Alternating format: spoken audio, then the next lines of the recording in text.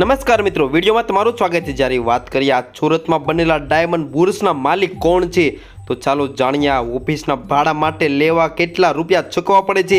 તો મિત્રો આની ઘણી બધી માહિતી તમને શેર કરવા જઈ રહ્યો છું, તો વિડીયોમાં અંત સુધી બન્યા રહેજો। જ્યારે આ એસડીબી હવે દુનિયાની સૌથી મોટી ઓફિસ છે, જેમાં અંદાજે 4500 ડાયમંડ ટ્રેનિંગ ઓફિસ આવેલી છે। જ્યારે આ વિશાળ ઇમારત ડ્રીમ સિટીની અંદર જ્યારે 35.54 એકર જમીન પર બનેલી છે, જેમાં 300 ચોરસ ફૂટથી 1 લાખ ચોરસ ફૂટ સુધીની ઓફિસો સાથે 15 માળના 9 ટાવરો પણ આવેલા છે। જ્યારે આ વડાપ્રધાન નરેન્દ્ર મોદીએ જ્યારે 17 ડિસેમ્બરના રોજ જ્યારે આ સુરત ડાયમંડ બુર્સનું ઉદ્ઘાટન કર્યું હતું, જ્યારે ડાયમંડ બુર્સ જ્યારે આંતરરાષ્ટ્રીય ડાયમંડ અને જ્વેલરી ટ્રેનિંગ માટે વિશ્વનું સૌથી મોટું અને આધુનિક કેન્દ્ર બન્યું છે। જ્યારે સુરત બુર્સ બિલ્ડિંગ જ્યારે વિશ્વની સૌથી મોટું ઓફિસ સંકુલન જ્યારે આ 67 લાખ ચોરસ ફૂટથી વધારે વિસ્તારમાં ફેલાયેલું છે, તે સુરત શહેર નજીક ખાજોદમાં આવેલું છે। જ્યારે હીરાના વેપારીઓએ ઓફિસનો કબજો મેળવ્યો, જ્યારે મિત્રો મીડિયા અનુસાર તે જાણવા મળ્યું છે કે તે રફ અને પોલિશના જ્યારે હીરા જ્વેલરીના વેપારી માટે વૈશ્વિક કેન્દ્ર બનશે।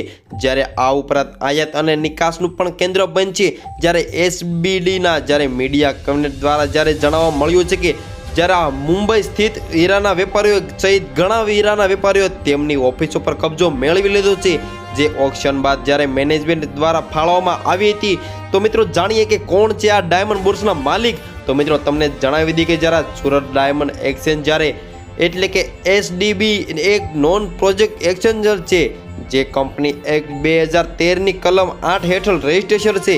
આ પહેલનો શ્રેય જ્યારે એસઆરકે ડાયમંડના માલિક જે ગોવિંદ ધોળકિયા, જ્યારે આરકે ડાયમંડના સ્થાપક અને પદ્મશ્રી એવોર્ડના વિજેતા સવજીભાઈ ધોળકિયા અને જે ધર્મનંદન જ્યારે ડાયમંડના માલિક લાલજીભાઈ પટેલને જાય છે। સુરતને ડાયમંડ હબ બનાવવાનું સપનું કોણે જોયું હતું, તો મિત્રો તેની વાત કરીએ। જ્યારે આ 3 હીરાના વેપારીઓએ વર્ષ 2013 ને 14માં જ્યારે સુરતને ડાયમંડ હબ બનાવવાનું સપનું જોયું હતું, જ્યારે આ 3 લોકો આ વિચારીને સાથે જ્યારે ગુજરાતના તત્કાલીન મુખ્યમંત્રી આનંદબેન પાસે ગયા હતા, ત્યારે ત્યારબાદ તેમને સંમતિ આપી હતી અને જ્યારે એક બોર્ડની રચના પણ કરવામાં આવી હતી, જેમાં મહેશ ગઢવીને CEO બનાવવામાં આવ્યા હતા।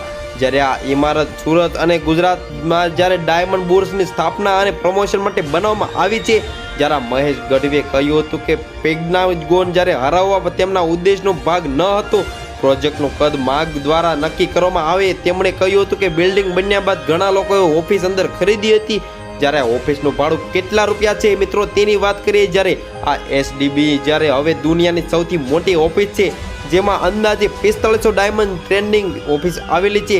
જ્યારે આ વિશાળ ઇમારત ડ્રીમ સિટીની અંદર 35.54 એકર જમીન પણ આવેલી છે। આ ડાયમંડ હબના નિર્માણની શરૂઆતમાં જ અહીંનું ભાડું 3500 રૂપિયા જ્યારે પ્રતિ સ્ક્વેર ફૂટ હતું, હવે તે 8500 રૂપિયા પ્રતિ સ્ક્વેર જ્યારે ફૂટ થઈ પહોંચી ગયું છે। તો મિત્રો આ હતી આ માહિતી। તો મિત્રો આ માહિતી તમને કેવી લાગી તે કોમેન્ટ બોક્સમાં જરૂરથી જણાવજો।